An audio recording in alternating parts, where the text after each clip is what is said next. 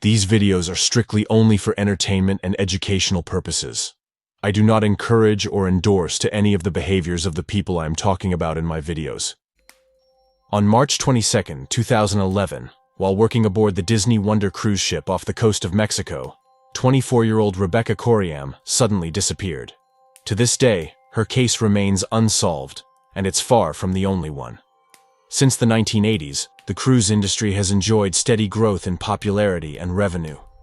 Massive, floating, self-sufficient cities headed towards exotic destinations have been a huge draw for vacationers for several decades now, with no signs of that declining.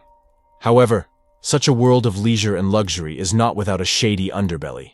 Since 2000, there have been over 300 documented cases of people going missing from cruise vessels, with only about 10% of those cases resolved.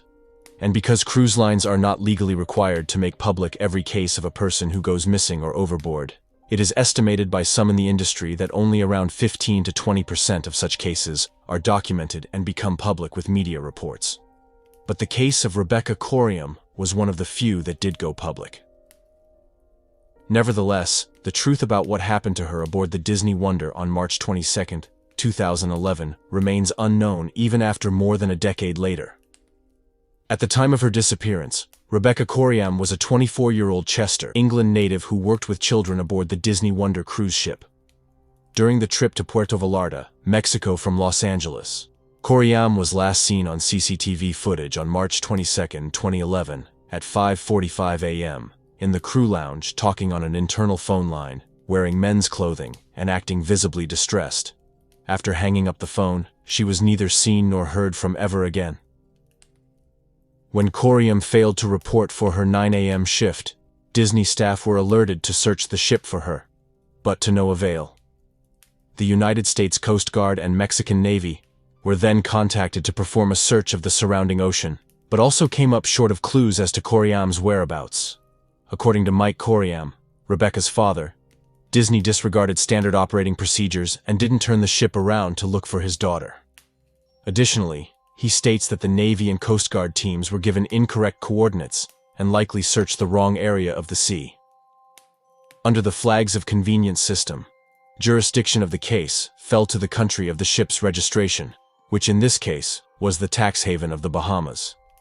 3 days after Coriam's disappearance, Disney contacted the Royal Bahamas Police Force to conduct an investigation. RBPF responded by assigning one detective, Paul Rowley, to the case, and he was flown out by Disney with private jet to Los Angeles. He spent 1 day aboard the Wonder once it returned to port, interviewing 6 of the 950 employees and 0 of the 2,000 passengers. After several days of stalled communication, Disney flew out Rebecca's parents, Mike and Ann Coriam, to meet with the detective and ship's captain in Los Angeles. In the matter of their missing daughter, the family was treated to their Disney style. According to Ann, everything was staged by Disney. We were taken in a car with blacked-out windows on the boat's back entrance as passengers disembarked from the front. They took us to a room where they played the CCTV footage of Rebecca, where, largely, she appears to be fine. On board, the ship's captain offered the family his conclusion as to what happened to their daughter. He explained that it was likely Rebecca had been swept off of Deck 5 by a rogue wave. Mike and Ann were then shown Deck 5, a crew swimming pool area directly in front of the ship's bridge and guarded by walls reaching over 6 feet in height. They were then taken to the crew quarters and Rebecca's cabin, where they were shown a sandal that allegedly belonged to Rebecca and was recovered on Deck 5. The following day, the Coriams watched from shore as the Disney Wonder left port to set sail on its next cruise.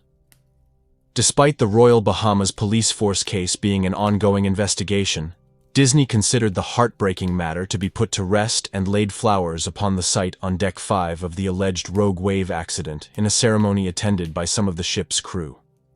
Unsatisfied with Disney's account of their daughter's disappearance, the Coriams hired private investigator Roy Ram, a former specialist of Scotland Yard, and help from Chester MP Chris Matheson and former Deputy Prime Minister Lord Prescott. What they dug up outside of the official investigation has disturbing implications as to the possible fate of Rebecca Coriam. Disney has always maintained that it was a rogue wave that swept Rebecca off of Deck 5 sometime between the hours of 6 and 9 a.m., March 22, However, there are numerous inconsistencies to this account. One is that the weather and ocean conditions near Puerto Vallarta, where the ship was located, do not show any indication of stormy weather, much less a rogue wave that would need to be about 100 feet high to sweep a person above the 6-foot walls surrounding Deck 5 and overboard, according to Ram's account. The primary piece of physical evidence in Rebecca's disappearance is the CCTV footage of her talking on an internal phone line at the time of her last known sighting. In his investigations, Ram retrospectively discovered that the CCTV footage had been cropped to hide the timestamp and location. According to Disney, that CCTV footage was shot inside on Deck 5, near where Rebecca was allegedly swept overboard. After viewing the undoctored copy of the footage, Ram and other investigators learned that it was actually shot on Deck 1, not close to the vicinity of Rebecca's alleged accidental death. Copies of this footage have been denied to the family repeatedly. Another notable piece of physical evidence provided by Disney was the sandal that was allegedly discovered on Deck 5 that belonged to Rebecca. However, this sandal had the name and cabin number of another individual altogether, and both family and crew members insisted that the sandal was both the wrong size and was not Rebecca's style. A few months after Rebecca's disappearance, investigative journalist John Ronson of The Guardian sailed aboard the Wonder in an attempt to make sense of the Coriam incident. In talking with crew members, he uncovered suspicious and even sinister intentions behind Disney's explanation of the Coriam case. One crew member said, "Disney knows exactly what happened. That phone call she had? It was taped. Everything here is taped. There's CCTV everywhere. Disney have the tape." When asked about Rebecca, another crew member replied to Ronson's inquiry by saying, "I don't know anything about it. It didn't happen." You know that's the answer I have to give. Rebecca's family and friends from England described her as happy-go-lucky and energetic. Working for Disney would require one to be of an overall sunny disposition, or Disney wouldn't hire you if you weren't that sort of person, according to a member of the crew. However, other crew members and close friends to Rebecca on the ship paint a more nuanced version of her character than her parents and media. When asked about Rebecca, one crew member described her as a lovely girl with underlying sadness. In 2017, Tracy Medley, Rebecca's girlfriend and co-worker aboard the Wonder, broke her silence on the events of March 22, 2011. She claims that night her and Rebecca engaged in a threesome with a male boyfriend of Medley's. According to Medley, Rebecca had been distraught over their fiery and passionate relationship in the weeks prior. The shock of sharing her lover with a male friend, or perhaps competing for Medley's attention, might have been enough to swing Rebecca's usually sunny mood into a state of despair. Medley retrospectively believes that she wanted off of the ship and her life, and climbed over the railings of Deck 5 to jump into the ocean. Family and friends from England have vigorously denied that Rebecca took her own life. According to the accounts of crew members, family, friends, and members of law enforcement, Rebecca Coriam's case was a botched investigation. With only 6 officially recorded interviews, withheld evidence, and no forensic investigation, it is objectively hard to be satisfied with the level of police work conducted. A good friend and one of the last people aboard the ship to see Rebecca alive offered his opinion to BBC and stated, "I was never spoken to by any security or police at all. To call this an investigation is an insult." In 2016, investigator Ram uncovered a ripped pair of shorts within Rebecca's remaining personal things from her cabin. He and other law enforcement believed this pointed to signs of a struggle, perhaps even a sexual assault, before her disappearance. Months after Rebecca's disappearance, the Coriam family noticed that there had been activity on her bank account, as well as a changed password on her Facebook.